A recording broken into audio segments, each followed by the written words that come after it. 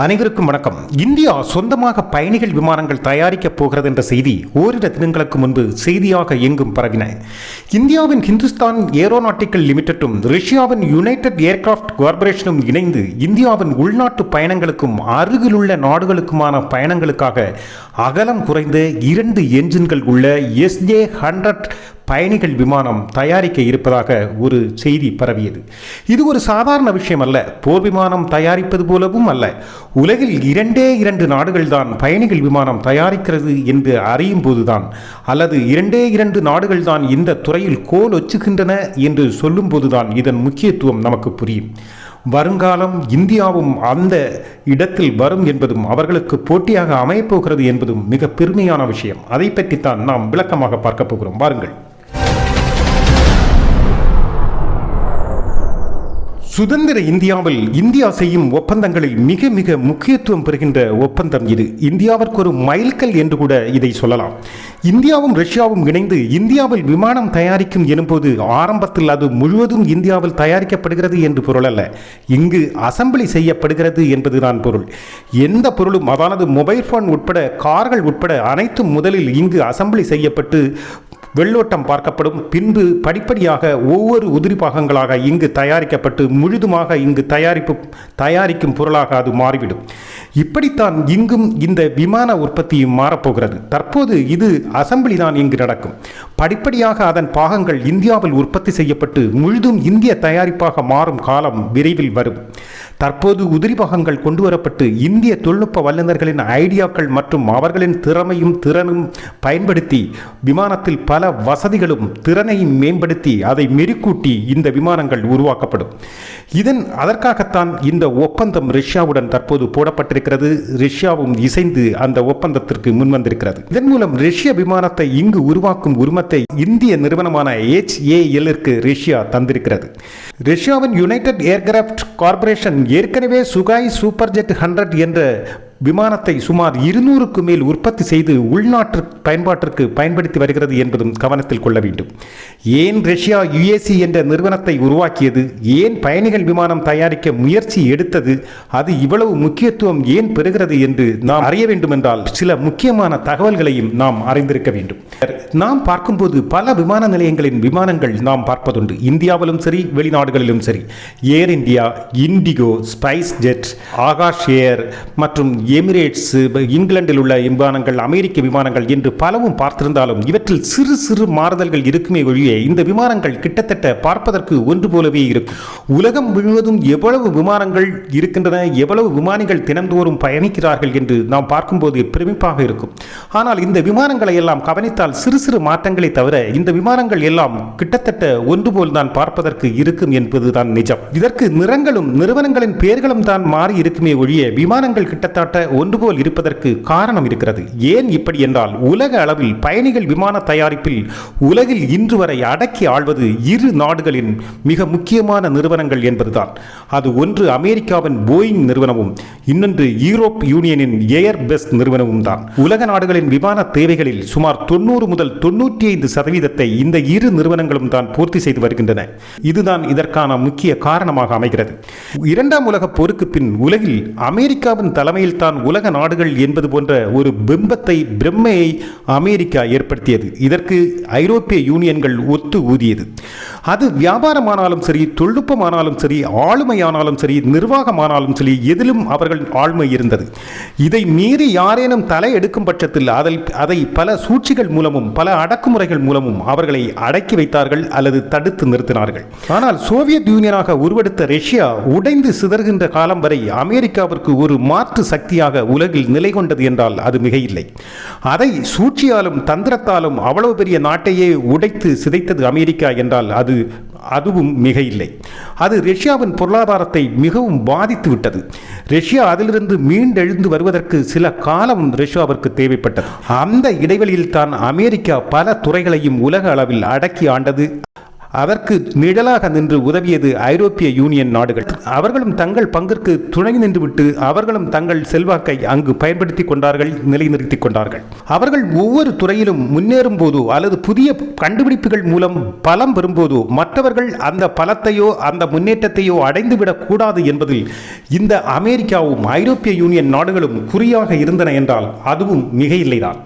உதாரணமாக அணு ஆயுத சக்தி ஆனாலும் சரி, ராக்கெட் தொழில்நுட்பமானாலும் சரி, விண்வெளி ஆராய்ச்சி ஆனாலும் சரி, ஆயுத கண்டுபிடிப்புகள் ஆனாலும் சரி, மிசைல்கள் ஆனாலும் சரி என பல வழிகளிலும் பல சூழ்ச்சிகளையும் குந்தகங்களையும் செய்து மற்ற நாடுகளை தடுப்பதிலும் அவற்றை சிதைப்பதிலும் அல்லது அவற்றை தாக்குவதிலும் குறியாக இருந்தார்கள் இந்த அமெரிக்க ஐரோப்பிய நாடுகள் என்றால் அது அனைவருக்கும் தெரிந்த செய்தி. இதை ராக்கெட்டரி என்ற நமது தமிழ் சினிமா இதன் பாதி கதை சொல்லும். இந்தியாவை இது எந்த அளவு தாக்கியது என்பது, பலரின் வாழ்க்கையே சிதைந்து போனது என்பதும் குறிப்பிடத்தக்கது. இன்றும் ஈரானை தடை செய்கிறது, வடகொரியாவை அடக்குகிறது, ரஷ்யாவை பலவீனமாக்க துடிக்கிறது என்று பொருளாதார தடை மூலமும் தாக்குதல் மூலமும் மற்ற அழுத்தங்கள் கொடுத்தும் இவர்களின் தாந்தோன்றித்தனம் இன்றும் சுயநல நகர்வுகளும் தொடர்ந்து கொண்டுதான் இருக்கின்றன. அவை கொஞ்ச நஞ்சமல்ல. தொழில்நுட்பம் உட்பட பலவிலும் மற்ற நாடுகள் சுயசார்புடையதாக மாறுவதை தடுப்பதுதான் இவர்களின் முக்கிய குறிக்கோளாக இருக்கிறது. எப்போதும் மற்ற நாடுகள் இந்த மேற்கத்திய நாடுகளை நம்பியே இருக்க வேண்டும் என்பதிலும் இவர்களின் வியாபாரம் சிறக்க வேண்டும் என்பதிலும் மற்ற நாடுகளிலிருந்து லாபம் ஈட்டி தங்கள் பிழப்பை பார்த்துக் கொள்ள வேண்டும் என்பதிலும் இவர்கள் குறியாக இருக்கிறார்கள், இருந்தார்கள். மற்ற நாடுகள் இவர்களை அண்டி பிழைக்க வேண்டிய நிலைமை வருவதற்கு முக்கிய காரணத்தில் ஒன்று, ஒரு பொருள் அல்லது ஒரு தொழில்நுட்பம் கண்டுபிடிக்கும் ஆகும் மிகப்பெரிய செலவுதான். அதன் பின் அந்த தொழில்நுட்ப அல்லது அந்த பொருளை மக்கள் பயன்பாட்டிற்கு கொண்டு வருவதற்கு முன்பு அதை சோதனை செய்து அதை தகுதிதானா என்பது உறுதிப்படுத்துவதற்கு ஆகின்ற செலவுகளும் கால விரயமும் கால தாமதங்களும் மிக மிக அதிகம் என்பதால் மற்ற நாடுகள் பொருட்களை கண்டுபிடிக்க அதற்கு பின்னால் செல்வதை விட வாங்கி பயன்படுத்துவதிலே குறியாக இருந்து கொண்டார்கள். இதனால் காலதாமதம் தவிர்ப்பதும் பொருள் விரயத்தை தடுப்பதும் எளிது என்று அவர்கள் நம்பினார்கள். அதற்கு ரிஸ்க் எடுக்காமல் காசு கொடுத்து வாங்கி பயன்படுத்தி கொண்டு நிம்மதியும் அடைந்தார்கள். அந்த வகையில் பயணிகள் விமானங்களும் அப்படித்தான். பெரிய விமானங்கள், பெரிய என்ஜின்கள், அதன் பாதுகாப்பு, நம்பகத்தன்மை, நிறைய பேர் பயணிப்பதால் அவர்களின் உயிர்களுக்கான பாதுகாப்பு மிக மிக முக்கியமானது என்பதாலும் பாதுகாப்பு உறுதி செய்யப்பட வேண்டும் என்பதாலும் விலை மதிக்க முடியாத உயிர்கள் என்பதாலும் இது மிக முக்கியத்துவம் பெறுகிறது. விலை மதிக்க முடியாத 1-2 உயிர்கள் பயணிக்கின்ற போர் விமானத்தில் கூட ரிஸ்க் எடுத்து அதிலிருந்து தப்பிப்பதற்கெல்லாம் நிறைய வழிகள் இருக்கிறது. ஆனால் பயணிகள் விமானங்கள் விபத்தில் சிக்கிவிட்டால் உயிர்கள் அவ்வளவு எளிதில் தப்பிவிட முடியாது. மிக மிக அரிதாகவே தப்பி இருக்கிறார்கள்.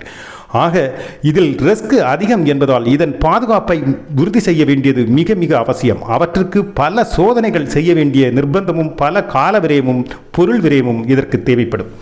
போர் விமானங்களில் கூட தப்பிக்கும் வாய்ப்பு அதிகம். ஆனால் பயணிகள் விமானங்களில் பெரும்பாலும் விபத்து என்றால் உயிரிழப்புகள் அதிகமாகிவிடும். ஆக இதன் திறன், பாதுகாப்பு, நம்பகத்தன்மை கொண்ட அனைத்தும் இந்த தயாரிப்புக்கு மிகவும் அவசியம். அதற்காகின்ற செலவுகள், அதற்காகின்ற காலதாமதம், எஃபிஷியன்சி, பொறுமை, துணிச்சல் என பலவும் இதற்காக தேவைப்படுகிறது. இந்தியா 60களுக்கும் 80களுக்கும் இடையில் விமானம் தயாரிக்க ஆசைப்பட்டது. இந்தியாவின் நிறுவனமான HAL அதற்கு முன்னெடுப்பை செய்தது என்றாலும் பிறகு அது கைவிட்டது. அதற்கு பல காரணங்கள் இருக்கக்கூடும். முன்பு சொன்னது போன்ற அயல்நாட்டு சக்திகளின் தடைகளும் ஒருவேளை காரணமாக இருக்கக்கூடும். மேற்கத்திய நாடுகள் அவர்கள் ஆளுமை செய்யும் துறைகளில் மற்ற எவரும் வளர்ந்து வருவதோ, அவர்கள் தொழில்நுட்பத்தில் முன்னேறுவதையோ அல்லது அந்த துறையில் ஒரு வியாபார நிமித்தமாகவோ அல்லது திறமை மூலமாகவோ நுழைவதை அவர்கள் அனுமதிக்கவே மாட்டார்கள். நுழையக்கூடாது என்பதில் அவர்கள் மிக உன்னிப்பாகவும் உறுதியாகவும் இருப்பார்கள். அதற்கு என்ன வேண்டுமானாலும் அவர்கள் செய்வார்கள். இப்போது இதற்கெல்லாம் முற்றுப்புள்ளி வைத்தபடிதான் ரஷ்யா களமிறங்கியிருக்கிறது. யுனைடெட் ஏர்கிராஃப்ட் கார்பரேஷன் என்ற ரஷ்ய நிறுவனம் தயாரிக்கும் முக்கியமான விமானம் தான் சுகியோ சூப்பர் ஜெட் 100 என்ற விமானம். இந்த 100 என்பது என்ன தெரியுமா? அதாவது 100% உதிரி பாகங்களும் அவர்கள் நாட்டிலேயே 100% உற்பத்தி செய்து அங்கேயே உருவாக்கப்பட்ட விமானம் என்பதைத்தான் இது குறிக்கிறது.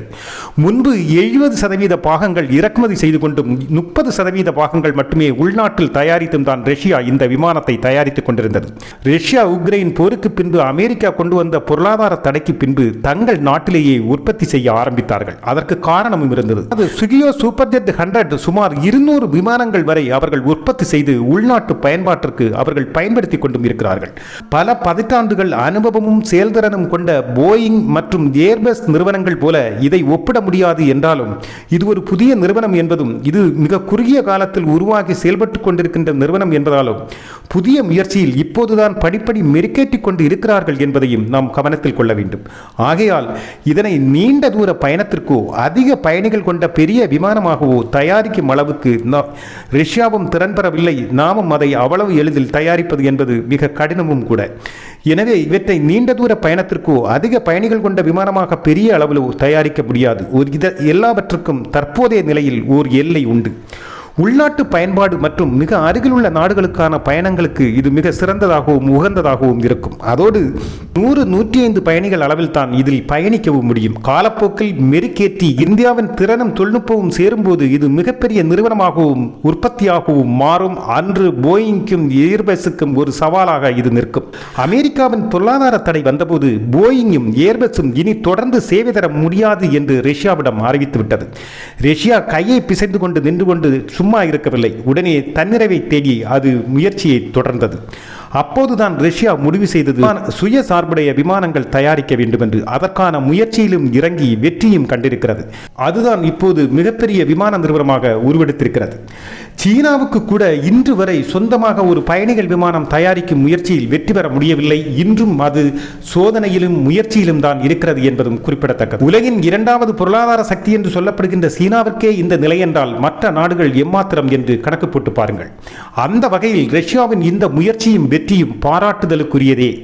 போயிங்கும் ஏர்பஸும் இந்த துறையில் ரொம்பவே முன்னால் நிற்கிறது என்றாலும் எதிர்காலத்தில் அவர்களுக்கு டஃப் கொடுக்கும் நிலைக்கு இந்த நிறுவனம் வளரும். அதற்கு இந்தியாவின் திறனும் இந்தியாவின் தொழில்நுட்பமும் உதவும் என்று ரஷ்யா நம்பியிருக்க கூடும். அதனால் தான் கைகோர்க்க அது துணைந்திருக்கிறது. மட்டுமல்ல, இது போயிங்கிற்கும் ஏர்பஸிற்கும் போட்டியாக எதிர்காலத்தில் வந்து நிற்கும் என்பதிலும் மாற்றமில்லை. இந்திய வல்லுநர்கள் இதில் தங்கள் நுட்பத்தையும் திறனையும் காட்டி இந்த நிறுவனத்தை பிரம்மாண்டமாக உருவாக்குவார்கள். அப்போது அமெரிக்காவும் ஐரோப்பிய யூனியன் நாடுகளும் போட்டியாக வந்து நிற்கின்ற இந்திய நிறுவனத்தை பார்த்து பிரமிக்கும் என்பதிலும் மாற்று கருத்தில்லை. அதை நாம் மனதார நம்பவும் செய்யலாம். ரஷ்யாவும் இதைத்தான் எதிர்பார்க்க கூடும் என்று நம்புகிறோம். காலமும் பொறுமையும் மிக மிக அவசியம். உடனே ஒரு நொடியில் ஒரு நாளில் எல்லாம் முடிகின்ற விஷயம் இல்லை என்றாலும் காலமும் பொறுமையும் இருந்தால் இந்தியாவுக்கான காலம் காத்திருக்கிறது. இந்தியாவுக்கான இந்த துறையின் முதல் படிக்கல்லாக இது அமையப்போகிறது. இது மிக மிக அருமையான வாய்ப்பாக இந்தியா கருதுகிறது. தற்போது அமெரிக்காவுடன் நடந்த உரசல்களால் எதிர்காலத்தில் இந்தியாவுக்கும் இதுபோன்ற தடைகளோ அல்லது ஒத்துழைக்கும் மறுப்புகளோ விமான நிறுவனத்திடமிருந்து வரும் என்பதில் எந்த மாற்று கருத்துமில்லை. வராவிட்டால் கூட நாம் அதை மனதில் கண்டுதான் செயல்பட வேண்டிய கட்டாயத்திலும் இருக்கிறோம். ஆகையால் பராமரிப்பு சேவையோ அல்லது விமானங்களோ இனி புதிதாக தரமாட்டேன் என்றோ இவர்கள் சொல்வதற்கு வாய்ப்புகளும் உண்டு. அதனால் இந்தியா எதிர்காலத்தில் திணறுவதற்கு வாய்ப்புண்டு. ஆக இந்தியா சுதாகரிக்க வேண்டிய நிர்பந்தம் மிக மிக அவசியம். இன்றைய சூழலில் விமான பயணம் என்பது ஒருபோதும் தவிர்க்க முடியாத ஒன்றாகி போய்விட்டது.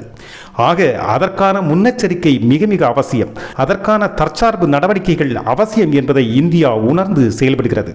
தற்போது ரஷ்யா கோடு போட்டு கொடுத்திருக்கிறது இந்தியாவிற்கு. இந்தியா அதில் ரோடு போடும். அதாவது தங்கள் திறமைகளை பயன்படுத்தி இந்திய வல்லுநர்கள் காட்டும் மேஜிற்கில் பிரம்மாண்டமாக இந்த நிறுவனம் உருவெடுக்கும். பயணிகள் விமானம் தயாரிக்கும் ஒரு நாடாக இந்தியா மாறுகிறது என்பது மிக மிக மகிழ்ச்சியானதும் பெருமை கொள்ளுகின்ற ஒரு விஷயம். சீனாவுக்கு கூட இன்று வரை முடியவில்லை எனும்போதுதான் இதன் முக்கியத்துவமும் பெருமையும் இருமாப்பும் புரிகிறது.